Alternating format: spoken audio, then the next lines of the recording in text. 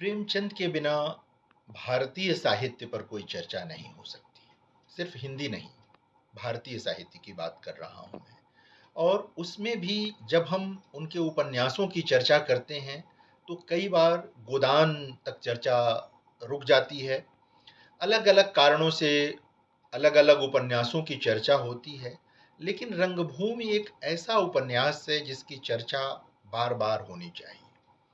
वह इस कारण से होनी चाहिए कि यह प्रेमचंद का पहला राजनीतिक उपन्यास है। यह पहला ऐसा उपन्यास है जो औद्योगिकीकरण की बात करता है। इसके पहले प्रेमाश्रम है जहाँ पर राजनीति की बात आती है। ऐसा नहीं है कि राजनीति पहली ही बार रंगभूमि में 1925 में लेकर के प्रेमचंद आ गए। वो है पीछे, लेकिन रंगभूमि में जो राजनीतिक चेतना है वो अधिक सघन होकर उभरी है। यहाँ पर पूंजीपति भी हैं, यहाँ पर जमींदार भी हैं, यहाँ पर औपनिवेशिक सत्ता भी है, यानी अंग्रेज भी हैं। और सबसे विशिष्ट बात यह है कि जब प्रेमचंद यह देख रहे थे या इस उपन्यास की परिकल्पना कर रहे थे, तो उन्होंने सूरदास को इसका मुख्य चरित्र बनाया, नायक बनाया। अक्सर लोग कहते हैं कि सूरदास को गांधी जी के प्रतीक के तौर पर लोग देखते हैं, क्योंकि असहयोग आंदोलन के बाद गांधी जी की ओर प्रेमचंद झुक गए थे पूरी तरह से। और उसके बाद यह उपन्यास लिखा गया, तो कई लोगों को लगता है कि सूरदास में गांधी का प्रतिनिधित्व है एक तरह से। अलग-अलग व्याख्याएं हैं। गांधी जी निश्चित तौर पर उस पूरे कालखंड को प्रभावित कर रहे थे, तो उनकी छाया होना स्वाभाविक है। प्रेमचंद जैसे व्यक्ति के मन में जो एक आदर्शवादी मन है, जो एक भारतीय मन है, जो स्वाधीनता चाहता है, इस देश की राजनीतिक स्वाधीनता भी और सामाजिक स्वाधीनता भी चाहता है, उसके मन में गांधी जी के प्रति सम्मान स्वाभाविक है। लेकिन यह जो उपन्यास है, यह आप सूरदास पर विचार करें तो वो क्या चुनते हैं सूरदास के लिए। सूरदास जो है वह वंचित वर्ग का व्यक्ति है, दलित वर्ग का व्यक्ति है, यानी कि तमाम तरह की सुविधाओं से वंचित है वो। फिर उस वो अंधा है, यानी कि आंखें जब होती हैं तो जाहिर है कि बहुत तरह की चीज़ें सुलभ हो जाती हैं, लेकिन सूरदास को यह भी सुलभ नहीं है। भीख मांगता है वह, यानी कि एकदम लाचार व्यक्ति है सूरदास। और प्रेमचंद उसको नायकत्व देते हैं और महान अंग्रेजी सत्ता, जिसका सूरज नहीं डूबता था, उसके समक्ष उसे खड़ा कर देते हैं। और वह विराट चरित्र के रूप में आता है, इतने विराट कि उसकी मृत्यु के बाद भी जो आतताई सत्ता है वह उसके भय से मुक्त नहीं हो पाती है। उन लोगों को लगता है कि जो सूरदास का पूरा प्रभामंडल है, उसका जो संघर्ष है, वो उन्हें बार-बार विकल करता है, परेशान करता है। तो सूरदास जैसा चरित्र लेकर के आते हैं प्रेमचंद। सिर्फ प्रेमचंद के वहाँ नहीं, मैं तो पूरे हिंदी साहित्य में कई बार देखने की कोशिश करता हूँ, तो मुझे सूरदास जैसा कोई दूसरा चरित्र नहीं दिखता। शारीरिक रूप से और सामाजिक रूप से कमजोर, लेकिन आत्मबल इतना अधिक, राष्ट्र प्रेम इतना अधिक, राजनीतिक चेतना इतनी उन्नत दूसरे पात्र में नहीं दिखाई देती। और तमाम नायक हैं जो मध्य वर्ग के घरों से आते हैं या किसान, जैसे होरी है वो किसान है। प्रेमाश्रम में कई तरह के लोग हैं, किसान हैं, जमींदार हैं, कई तरह के लोग हैं। कर्मभूमि है, उसमें अमरकांत है। तो कई तरह के चरित्र प्रेमचंद के वहां आते हैं, लेकिन सूरदास विशिष्ट है, विलक्षण चरित्र है। 22 से शुरू करके इसे 25 तक लिखते हैं प्रेमचंद। और प्रकाशित होता है यह पूरा, जैसा कि अभी मैंने जिक्र किया कि गांधी जी के असहयोग आंदोलन के बाद का यह उपन्यास है। तो सूरदास में जो असहयोग के कई चित्रण हैं, कई दृश्य हैं, तो कई बार लोग इसको उससे जोड़ते हैं, जो उचित है। मैं लेकिन सिर्फ इसे वहीं तक सीमित कर देना इस उपन्यास के महत्व को सीमित करने जैसा है। आप देखें, प्रेमचंद ये दिखाते हैं कि जो औद्योगिकीकरण है, वो जो कारखाना लगना है, तो प्रेमचंद ये दिखाते हैं कि देखिए अंग्रेज तो चले जाएंगे यहाँ से, आज़ादी मिल जाएगी, ऐसा समय आ सकता है। लेकिन यह जो पूंजीपति प्रवेश कर रहे हैं, यह जो पूंजीवाद प्रवेश कर रहा है भारत में, ये लोग नहीं लौटने वाले। ये लोग यहीं जड़ें जमा लेंगे, चेहरा बदल जाएगा। लेकिन जो पूंजीवादी मानसिकता है, जो पूंजी का तंत्र है, वो नहीं बदलने वाला है। और प्रेमचंद बिल्कुल सही थे। पूंजीवाद की बिल्कुल सूक्ष्म पहचान करते हैं प्रेमचंद, और बाद में तो उन्होंने महाजनी सभ्यता जैसा लेख भी लिखा पूंजीवाद की पहचान करने वाला।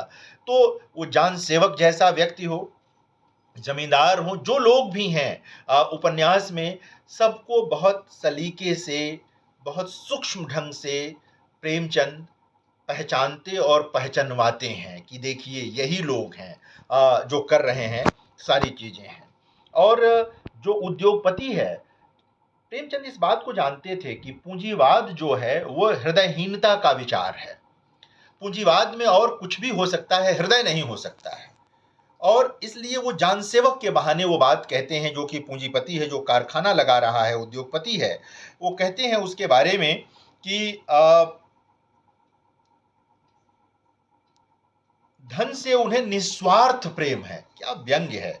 धन से उन्हें निस्वार्थ प्रेम है, मतलब मतलब वही अनुराग जो भक्तों को अपने उपास्य से होता है। धन उनके लिए किसी लक्ष्य का साधन नहीं है, स्वयं लक्ष्य है। यानी कि धन चाहिए जान सेवक को। उस धन को प्राप्त करने के लिए कौन मर गया, किसकी जमीन गई, किसकी सुविधा गई, कौन गुलाम हो गया, क्या क्या हो गया, इससे जान सेवक को कोई लेना देना नहीं है। जान सेवक को सिर्फ और सिर्फ अपने धन से मतलब है, अपनी सफलता से मतलब है। तो प्रेमचंद इसको बहुत सलीके से और बहुत व्यंग्यात्मक ढंग से सामने रखते हैं। एक और स्थल पर वो कहते हैं, जान सेवक के चरित्र को और स्पष्ट करते हैं कि वो बात करता है, अपने पुत्र को समझाता है जान सेवक कि याद रखो, सदैव मार्मिक अवसर पर निगाह रखनी चाहिए, यही सफलता का मूल मंत्र है। शिकारी जानता है किस वक्त हिरन पर निशाना मारना चाहिए, वकील जानता है अदालत पर कब उसकी युक्तियों का अधिक प्रभाव पड़ सकता है। पूरे उपन्यास में जान सेवक यही करता भी है, हमारे आज के पूंजीपति भी यही करते हैं, इसमें कोई दो राय नहीं है। लगातार किसी भी तरह से एन के एन प्रकार सफलता उनके लिए चाहिए। देखिए ना, पूंजीवाद में क्या होता है, एक आदमी किसी फैक्ट्री में काम करता है, वो बहुत कुशल कारीगर है, वो अपना प्राण लगा देता है पूरे उस कार्य के लिए और सारी चीजों के लिए, लेकिन अचानक अगर उसके साथ कोई दुर्घटना हो जाए, मान लीजिए उसका हाथ कट गया, पैर कट गया उसी फैक्ट्री में काम करते हुए, तो बहुत हृदयहीनता के साथ जो फैक्ट्री के मालिक होते हैं, वो कुछ मुआवजा देकर, हल्का फुल्का 1-2 महीने की सैलरी देकर वो उसे मुक्त कर देते हैं, जबकि उन्हें उसकी जिम्मेदारी निभानी चाहिए। जब तक वो स्वस्थ था, हर तरह से कार्यकुशल था, वो उनके लिए काम कर रहा था। लेकिन यह हृदयहीनता की इसमें व्याप्त है, मनुष्य विरोधी एक तरह से कह सकते हैं कि विचार की तरह ये चीज होती है। और इसकी पहचान प्रेमचंद 1925 में कर लेते हैं, आज़ादी से भी करीब करीब 22 साल पहले, भारत की आज़ादी से पहले और अपने मृत्यु से लगभग 11 वर्ष पहले प्रेमचंद इसकी पहचान करते हैं। उन्हें और जीवन अगर मिलता तो शायद वो पूंजीपतियों की और गहरी पहचान कराते, लेकिन जितना भी वो कर गए हैं वो बहुत महत्वपूर्ण है। और आज के भी लिए मैं कह सकते हैं कि उस पूरे कालखंड को समझने के लिए हमारे काम आता है। प्रेमचंद ये तब दिखा रहे थे, और ये कदाचित हर युग का सत्य है, कि सरकारें और पूंजीपति वर्ग एक दूसरे से नाभिनाल बद्ध हैं, एकदम बिल्कुल एक दूसरे से, मतलब दांत काटी रोटी है इनके बीच में। भले ही अलग अलग दिखते हो, लेकिन सरकारों का काम पूंजीपतियों के बिना नहीं है और पूंजीपतियों का काम सरकारों के बिना नहीं है। ये प्रेमचंद दिखा रहे थे 1925 में, जो औपनिवेशिक सत्ता थी, यहाँ पर अंग्रेजों की सत्ता थी, और पूंजीपति कुछ भारतीय थे, कुछ वहीं से आए हुए थे, जान सेवक जैसे अंग्रेज थे, बाहर से आए हुए थे। तो ये सारी चीजें लेकर के वो आ रहे थे। प्रेमचंद को कोई हिचक नहीं थी यह बताने में कि सरकारें अंततः जो है वो पूंजीपतियों के साथ खड़ी होती हैं। वो आम जनता के साथ नहीं खड़ी होती हैं। लोकतंत्र में ज़रूर हम यह देखते हैं कि कई बार सरकारें आती हैं किसानों के भी पक्ष में, मज़दूरों के भी पक्ष में, लेकिन ये बहुत हद तक सत्य है कि पूरी दुनिया में पूँजीपतियों का बोलबाला है, पूँजीवाद का बोलबाला है और वो चीज़ चल रही थी। अंग्रेज़ों के दौर में भी जो धन्ना सेठ थे, जो तमाम अमीर लोग थे, जो उद्योग चला रहे थे, जो ज़मींदार थे, उन सब से अंग्रेज़ों की साठ-गाँठ थी। ये सब लोग डलिया पहुँचाते थे अंग्रेज़ों को और अंग्रेज़ उसके बदले इनको सुविधाएँ देते थे। राय बहादुर बन गए और तमाम तरह की उपाधियाँ देते थे। ज़मींदारियाँ थोड़ी हैं, थोड़ी और बढ़ा देते थे। कोई नया व्यक्ति आया, उसको ज़मींदारी देते थे। इन सब की पड़ताल प्रेमचंद करते हैं अपनी रचनाओं में और रंगभूमि में भी इसको अलग-अलग ढंग से पहचानते हैं। रंगभूमि के लगभग सभी चरित्रों को, चाहे वो सूरदास हो, चाहे जान सेवक हो, कोई भी हो, राजा महेंद्र हो, कोई भी हो, सबके चरित्रों को, सोफिया हो, सबके चरित्रों को प्रेमचंद ने बहुत सलीके से गढ़ा है। बहुत मतलब कह सकते हैं सोफिया बहुत अच्छा चरित्र है। एक निर्मल हृदय जिसको कहते हैं, निष्कलुष हृदय का चरित्र है सोफिया और इस उपन्यास को मतलब मुझे लगता है कि बार-बार पढ़ा जाना चाहिए। इसीलिए पढ़ा जाना चाहिए कि वो अपने पिता और भाई, ये जो जानसेवक वगैरह हैं और उनका जो बेटा है, उनसे भिन्न है। यानी कि प्रेमचंद यह भी दिखाते हैं कि ज़रूरी नहीं है कि पूंजीपति के घर में उसी मानसिकता का कोई व्यक्ति पैदा हो। और हम सब जानते हैं कि कई बार सामान्य घरों में पूंजीवादी मानसिकता का कोई व्यक्ति पैदा हो सकता है और किसी पति घर में सामान्य मानसिकता का कोई व्यक्ति आ सकता है। तो सोफिया जो है वो एक मतलब बहुत महान चरित्र की तरह सामने आती है और मैं जो है इसको इसी रूप में देखूँ।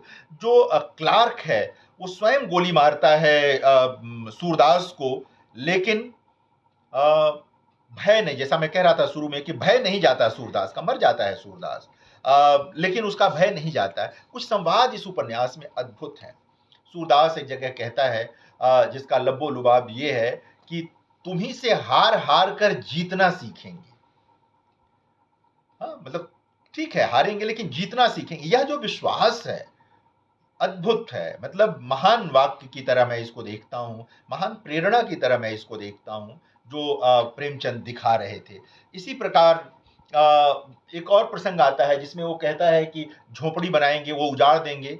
तो कहता है फिर झोपड़ी उजाड़ देंगे तो क्या फिर बनाएँगे, फिर उजाड़ देंगे, फिर बनाएँगे। यानी सूरदास जो हर तरह से वंचना का प्रतीक हो सकता था, शरीर से भी, सामाजिक संरचना से भी, हर तरह से प्रेमचंद ने उसमें औदात्य भर दिया है। जो बड़ा से बड़ा शक्तिशाली व्यक्ति भी उसके सामने निरीह है, तुच्छ है। तो और यही नायकत्व लोगों में आज़ादी की भावना भर रहा था। यही नायकत्व लोगों में स्वतंत्रता के प्रति अनुराग पैदा कर रहा था। प्रेमचंद के उपन्यासों ने कई तरह से स्वाधीनता आंदोलन को मजबूती दी, कई तरह से भारतीय समाज को मजबूती दी, लोगों के मन को मजबूती दी, प्रेम की उज्ज्वलता को रेखांकित किया। ये तमाम चीज़ें इस उपन्यास में उपलब्ध हैं। बहुत सारी चीज़ें हैं जो हैं। एक बात लेकिन मैं कहना चाहता हूँ कि कुछ लोग कहते हैं कि सूरदास प्रेमचंद है, नहीं, सूरदास प्रेमचंद नहीं है। प्रेमचंद अ, सूरदास प्रेमचंद की सोच का एक प्रतीक है, एक पक्ष है। उनकी सोच गबन में भी आई है, उनकी सोच कर्मभूमि में भी आई है, उनकी सोच गोदान में भी आई है। तमाम ऐसे प्रसंग हैं प्रेमचंद के वहाँ जो अलग-अलग रचनाओं में आए हैं। इसलिए किसी एक उपन्यास के किसी एक चरित्र को या एक से अधिक चरित्रों को मिलाकर प्रेमचंद मान लेना अनुचित होता है, वो उचित नहीं है। प्रेमचंद एक चिंतक थे, प्रेमचंद एक सर्जक थे। बहुत सारे दुनिया भर में उज्ज्वल विचारों को समझने वाले व्यक्ति थे। उनको पचाकर उन्होंने अपने भीतर भी बहुत सारी चीज़ें जोड़ी थीं। स्वयं वो चिंतक थे, दार्शनिक चित्त रखते थे, विवेक रखते थे। इसलिए मैं तो नहीं मानता कि स्वयं सूरदास जो है वो प्रेमचंद ही हैं। तो ये मैं नहीं मानता इस बात को। और एक बात और मैं कहना चाहता हूँ कि प्रेमचंद ने सूरदास को इसका नायक इसलिए बनाया होगा क्योंकि प्रेमचंद का उच्च वर्ण या उच्च वर्ग के लोगों में बहुत भरोसा नहीं था। उनको लग रहा था कि वास्तविक आज़ादी की लड़ाई तो वही लड़ेगा जो सचमुच वंचित है, जो हर तरह के दुख को जानता है। गुलामी की कई प्रक्रियाएं जिसके जीवन में होकर गुजरी हैं, आज़ादी की वास्तविक लड़ाई वही लड़ सकता है। इसलिए उनके नायक सूरदास बनते हैं, इसलिए उनके नायक होरी बनते हैं, इसलिए उनके वहाँ क्या कहते हैं, देवी दिन खटिक जैसे लोग आते हैं, उनके वहाँ बलराज जैसे लोग आते हैं, उनके वहाँ अलग-अलग आप देखेंगे। कर्मभूमि में भी अमरकांत ठीक है कि एक व्यवसायी का पुत्र है, लेकिन उसके अलावा भी बहुत सारे लोग हैं जो सामान्य पृष्ठभूमि से आते हैं। उनकी आहुति जैसी कहानी की नायिका को देखिए, तो प्रेमचंद का भरोसा वंचित समुदायों के प्रति अधिक था और वो गलत नहीं थे। ये हम सब ने देखा है कि आज़ादी की वास्तविक लालसा उनके भीतर थी और उन लोगों ने बड़ा योगदान किया। तो मेरे करीब रंगभूमि का जो महत्व है, वह इसलिए है कि यह हिंदी में औद्योगिकीकरण पर लिखा गया पहला उपन्यास है। प्रेमचंद का एक मुकम्मल राजनीतिक उपन्यास है। प्रेम का उज्ज्वल पक्ष आया है, सामंतवाद की विकृतियां आई हैं, पूंजीवाद की विकृतियां इसमें आई हैं। पूंजीवाद, सामंतवाद और औपनिवेशिक सत्ता का जो एक मेल था, और वो बहुत घृणित किस्म का मेल था जो भारतीय जनमानस को परेशान करने वाला था, उस मेल का रेखांकन इस उपन्यास में हुआ है। और तमाम सूक्तियां हैं इसमें प्रेरणादायक, जिसमें से एक मैं अभी जिक्र कर रहा था। और सूरदास तो एक महान प्रेरणा है। तो रंगभूमि सिर्फ आज नहीं, हमेशा प्रासंगिक रहने वाला उपन्यास होगा। जब भी हम प्रेमचंद की बात करेंगे, जब भी हम हिंदी उपन्यास की बात करेंगे, जब हम औद्योगिकीकरण की बात करेंगे कि साहित्य में कब आया यह, जब हम अ, तमाम प्रेरणाओं की बात करेंगे, रंगभूमि को याद किया जाएगा। एक निश्चित तौर पर महान उपन्यास है।